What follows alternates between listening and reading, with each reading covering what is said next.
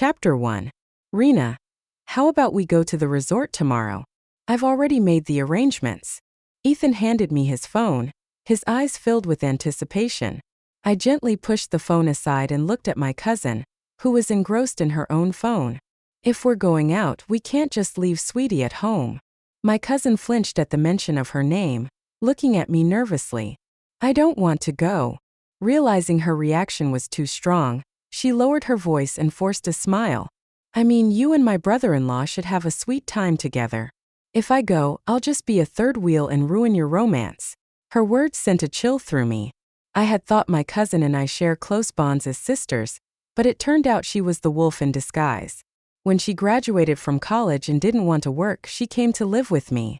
Sis, you're rich anyway, so taking care of me wouldn't be a burden. If I go home, my mom will definitely force me to go on blind dates. I don't want to walk into the grave of marriage. She pestered me all afternoon, and I eventually relented. I provided for her generously, not realizing that she had been flirting with my husband for a long time.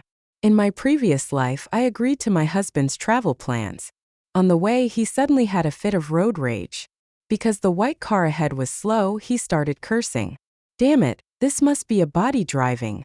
Driving so slowly must be a female driver. Before his words even finished, he honked and accelerated, overtaking the car on the right. I was scared and my voice trembled. Ethan, what are you doing? Are you crazy? Ethan sneered. What's there to be afraid of?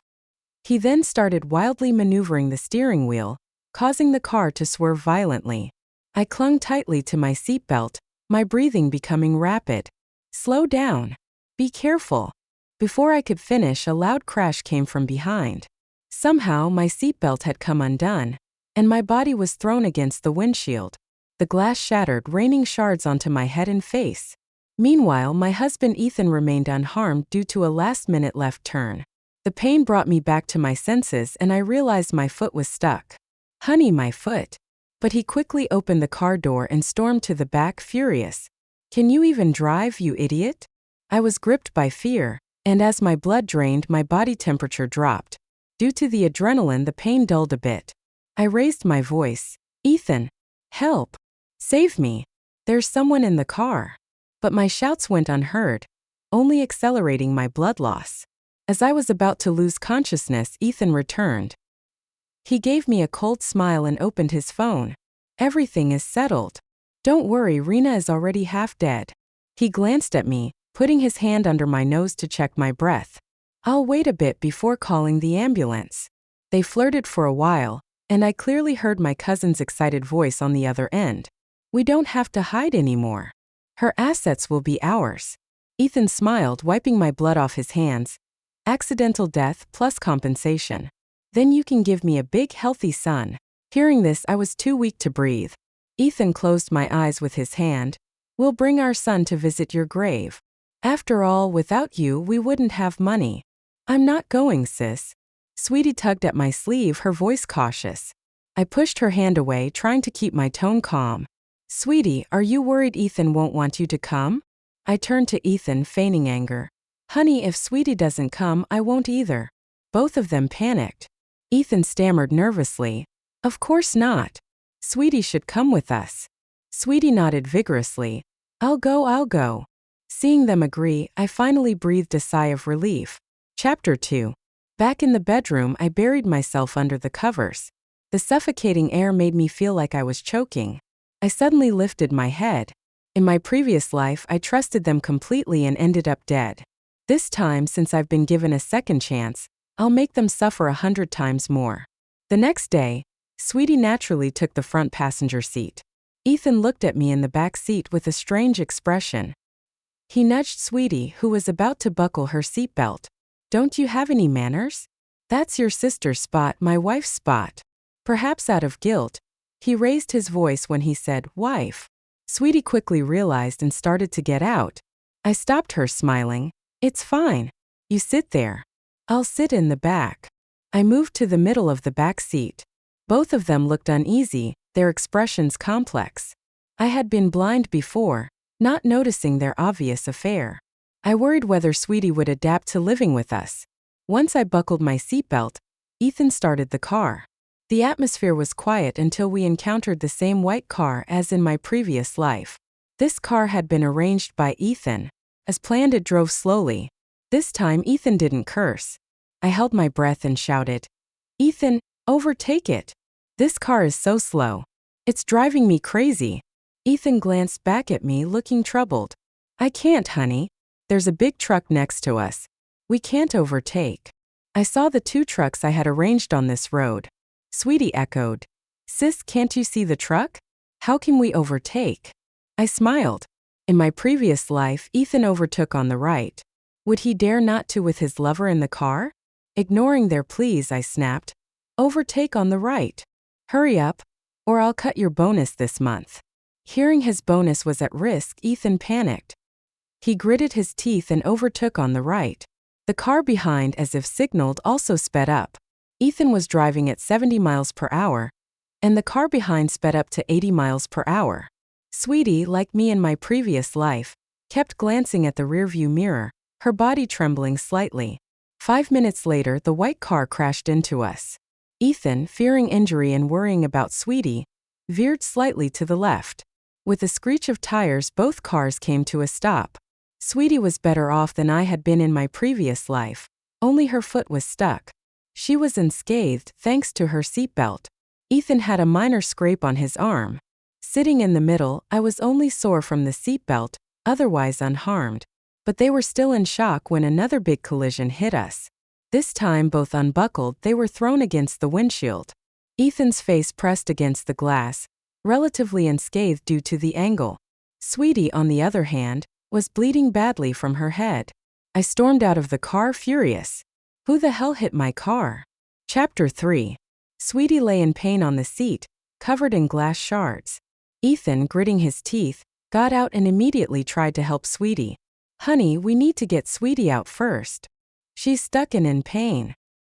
He looked at her with concern, instinctively moving to her side of the car.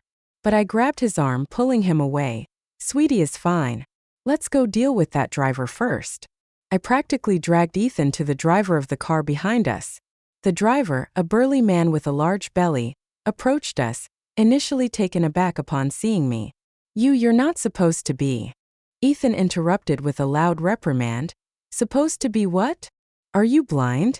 Don't you know what safe following distance means?" He exchanged meaningful glances with the driver, who quickly caught on. Hands on his hips, the driver started arguing with me.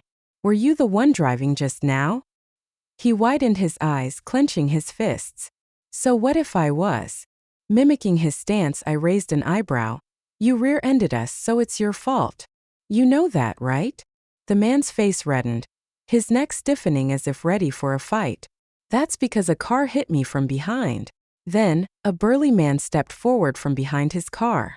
Full of apologies, he said, "It was my fault. I'll cover all the damages." They say not to hit a smiling face, especially when the person is being nice. The driver's anger dissipated. "Fine, you said it." He pointed at me. "Make sure you cover her damages too." Ethan, almost frantic, kept glancing back at the car. But every time he tried to speak, I interrupted. The driver was only after money.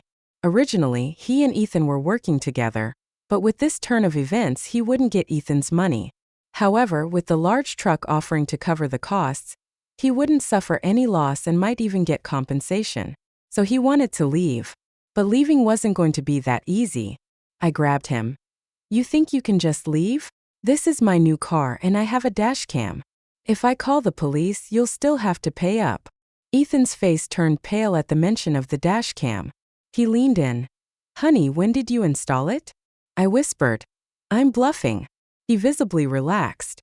I had considered installing one, but for revenge, a dashcam could be a liability. The driver, realizing I wouldn't back down, softened his tone. "All right, I'm out of luck.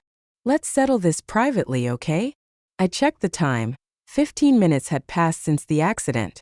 I quickly pulled out my phone. "Fine. I'll record a video of you promising to compensate me." By the time the driver finished talking, another 10 minutes had passed. Seeing the time, I rushed back to the car. "Ethan, my sister is still in there. Why aren't you helping her? Are you brainless? Don't you know there's someone in the car?"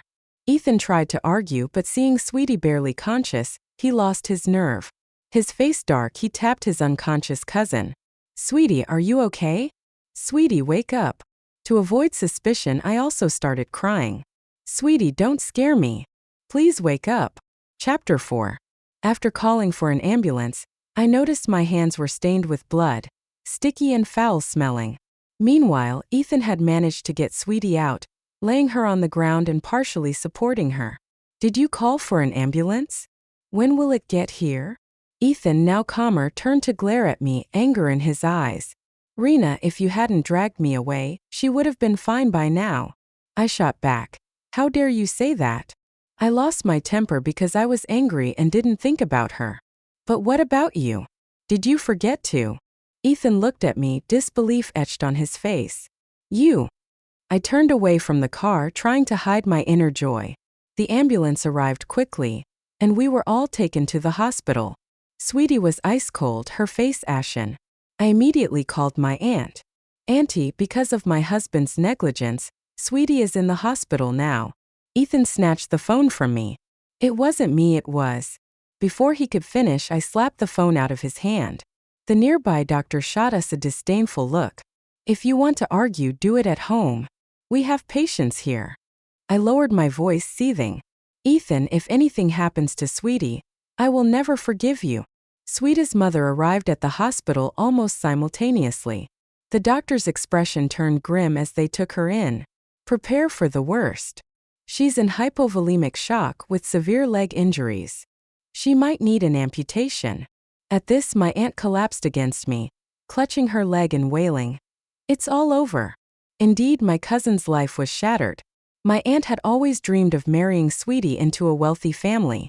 Because she was beautiful, my aunt had her trained in dance from a young age. Sweetie had managed to get into a decent university thanks to her skills. But a pretty face alone wouldn't attract anyone except older wealthy men. After graduation, my aunt began pushing her into blind dates. I've spent so much on you growing up. It's time to repay me. Sweetie hid at my place, and feeling pity for her, I promised my aunt I'd find a suitable match. I also assured them I'd cover all of Sweetie's expenses while she stayed with us. They agreed immediately, thinking they had struck gold. I held my aunt close, comforting her, while glaring at Ethan. If you hadn't been so careless, Sweetie wouldn't be like this. My aunt's cries drowned out Ethan's attempts to defend himself. Half an hour later, the doctor emerged, sighing. She's alive, but her leg. My aunt fell to her knees, sobbing uncontrollably. When Ethan tried to help her up, she shoved him away. If it weren't for you, my daughter wouldn't need an amputation. I seized the moment. Ethan, in that situation, you completely ignored my sister's injuries. I think you did it on purpose. Ethan's mouth dropped open. It wasn't me. You were the one who dragged me and the driver.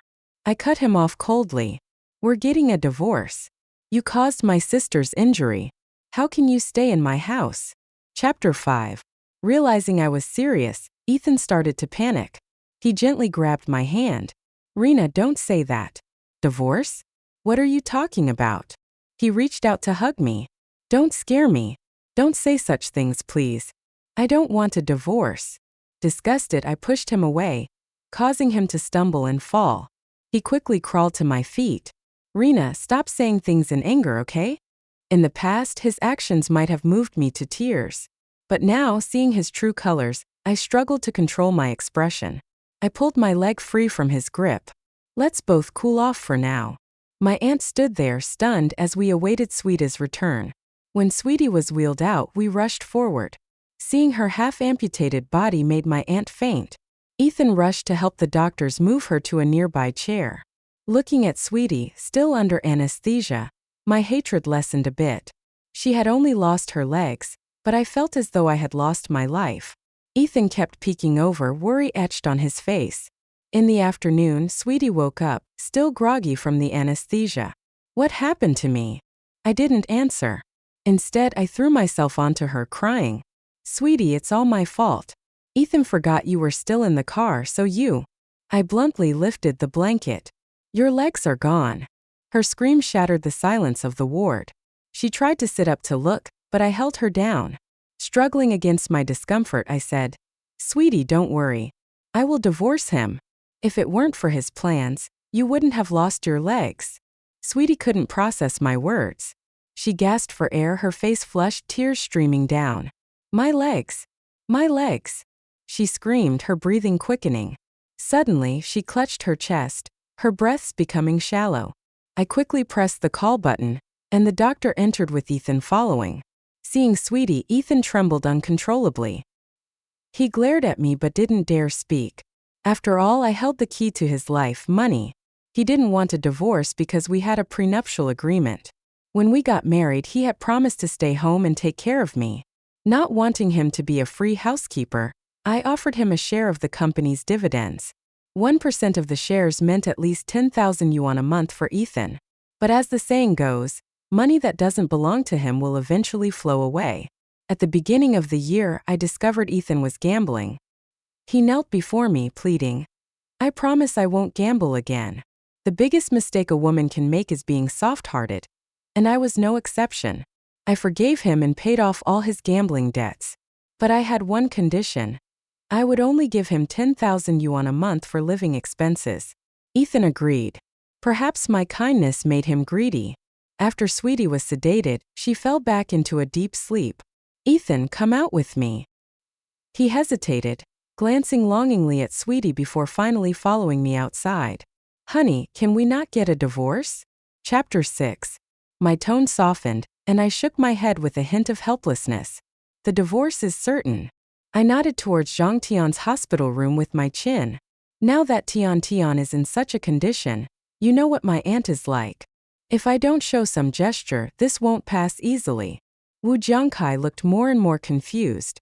I grabbed his hand, speaking earnestly. Honey, we'll just get a fake divorce. Once this blows over, we can remarry immediately. Anyway, we have a prenuptial agreement. If I ever wrong you, you'll still get 5 million yuan. Wu Jiangkai, who was already wavering, was now thoroughly convinced. But he pretended to be reluctant. If that's the case, let's go through with the fake divorce. Truthfully, Wu Jiangkai wasn't very bright. In my previous life, I couldn't understand why he acted the way he did, but now I get it. Fortune favors the bold. I reluctantly took him to the Civil Affairs Bureau. Divorcing now was already challenging. I couldn't imagine if it got more difficult later. As I left the bureau with the divorce papers in hand, I breathed a sigh of relief. Wu Jiangkai seemed to sense something was off and almost begged. Wife, we will remarry, right? I smiled and reassured him. If we don't, you'll still get 5 million yuan. So stop overthinking. After handling this, I told Wu Jiangkai I was heading to the hospital. I'll give the divorce papers to my aunt and show her I've punished you. Wu Jiangkai watched me get into the car. Do I still need to go? I waved him off.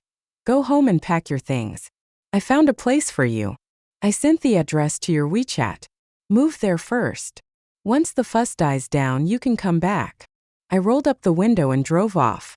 I couldn't contain my joy, humming a tune as I drove. I did find Wu Jiangkai a place, but it was in a notorious gray area. An area rife with gambling. Someone with his lack of self-control wouldn't last there. An ex-gambler never truly quits. I left him with 10,000 yuan. A decent sum, but in a gambling den it would be gone in an hour. When I arrived at the hospital, it was already dark. As soon as I stepped off the elevator, I heard Zhang Tian's screams from her room. She was throwing things. Why did it have to be my legs? Why not some other wretch? My aunt quickly covered her mouth. Don't say that. What if someone hears? I don't care. I didn't have to sit in the front seat. I shrugged. It wasn't my idea for her to sit there. Unable to stand her insults any longer, I pushed the door open. The room fell silent. Zhang Tian looked uneasy seeing me. But my aunt warmly welcomed me. Ran about what Tian said. It's all right, auntie. After all, the problem happened in my car. I'll compensate you, auntie, don't worry. I'll cover all of her subsequent treatments as well. My aunt beamed at my words. I then walked over and tossed the divorce papers onto the bed. Chapter 7. Tian to make up for my mistakes. I've divorced Wu Jiangkai. Hearing this, Zhang Tian immediately turned her head, her eyes lighting up at the sight of the divorce certificate. She excitedly picked up the document. You really divorced him? I pressed my lips together and nodded. We're family. From now on, it'll just be us sisters together. A hint of disdain flashed in Zhang Tian's eyes, but she still nodded eagerly. Wu Jiangkai's main reason for wanting to kill me was my money, and his desire to be with Zhang Tian. But Zhang Tian's motive was singular, to replace me. Forced by my aunt to go on blind dates with old men, her feelings grew from envy of my marriage to jealousy, and finally to hatred. Such a twisted mindset can be terrifying when it erupts, especially since I traveled often for work, giving them ample opportunity to conspire together. They eventually concocted a plan to kill me. Thinking of these things, I unconsciously clenched my fists. My aunt's voice pulled me back, calling my name several times. Ran, I was asking about where Wu Jiangkai is now and the medical expenses for Tian Tian. My aunt spoke with a hint of embarrassment.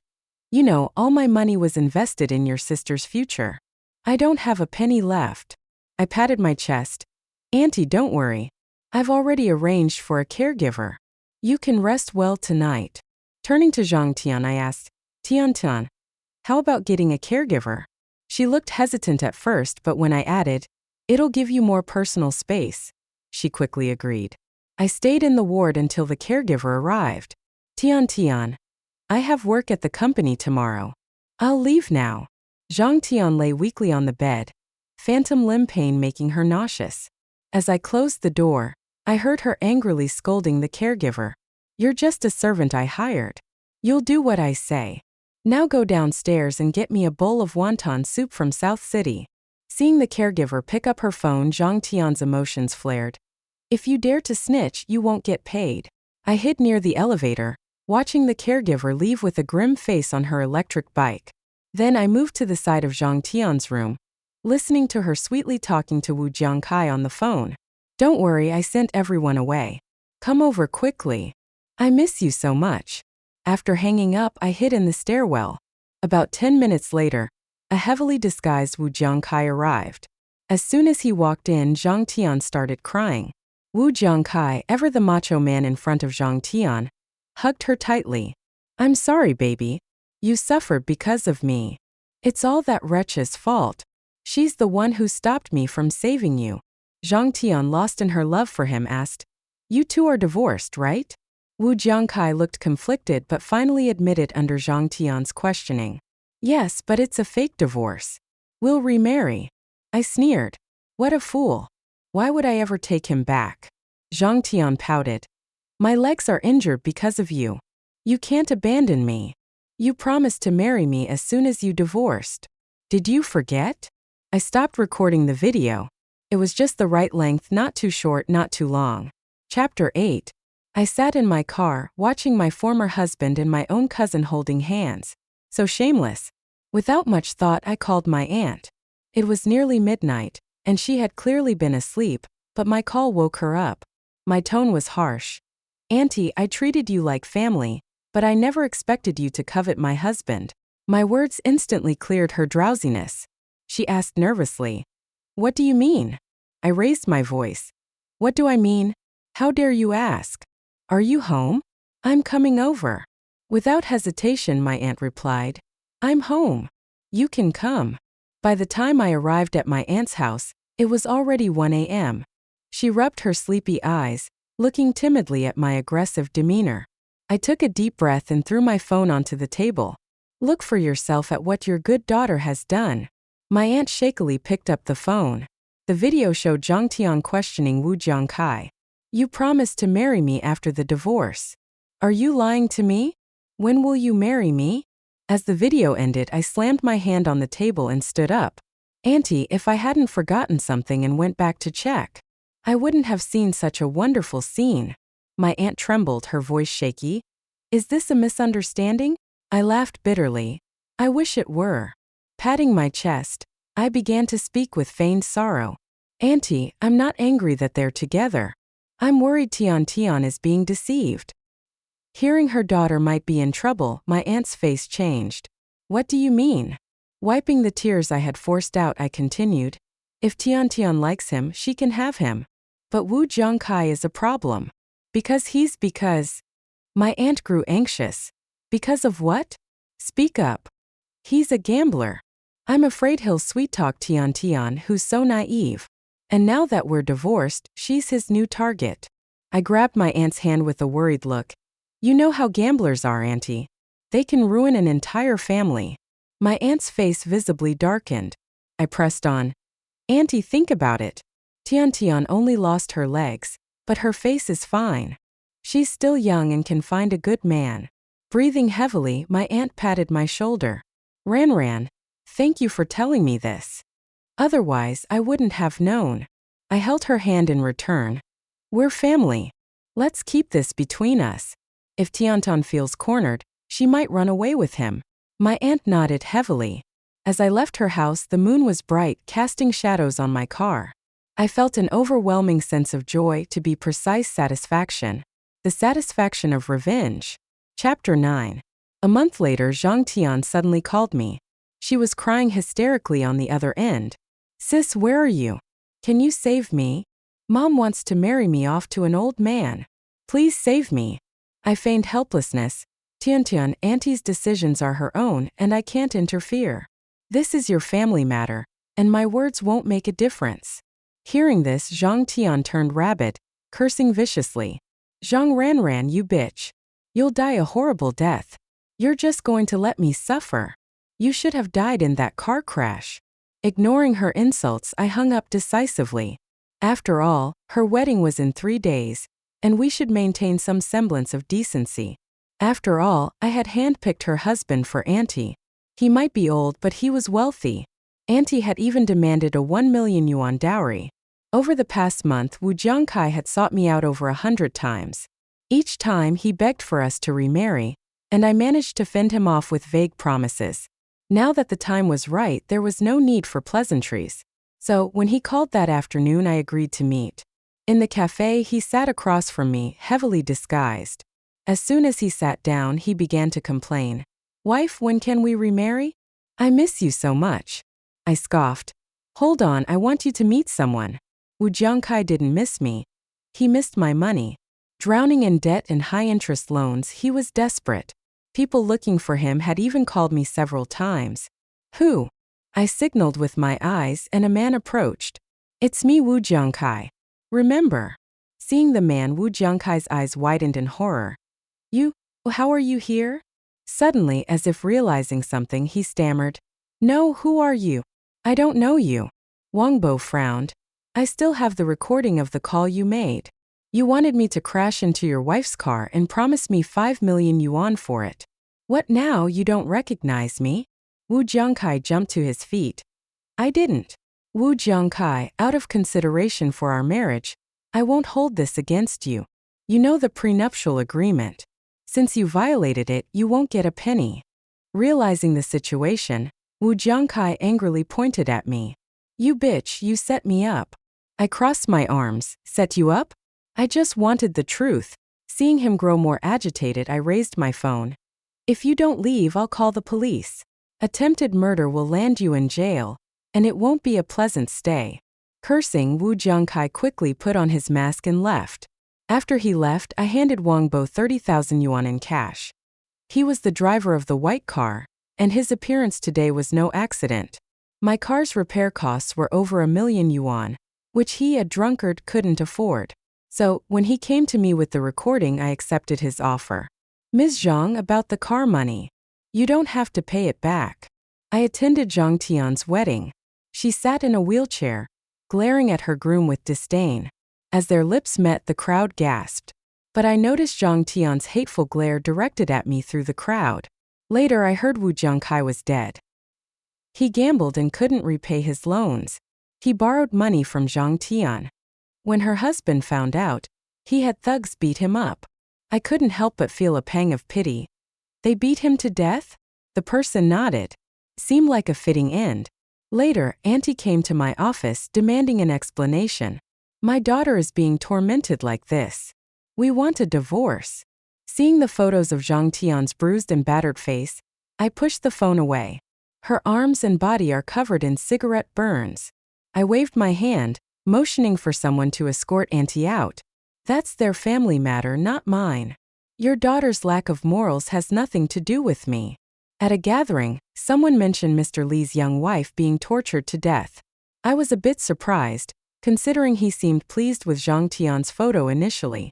But now Wu Jiangkai and Zhang Tian could be together. Auntie came to me several more times, but after failing to get any help, she went to cause trouble at Mr. Lee's house. She ended up with a broken arm and was thrown out. Later, a female beggar started appearing near our company.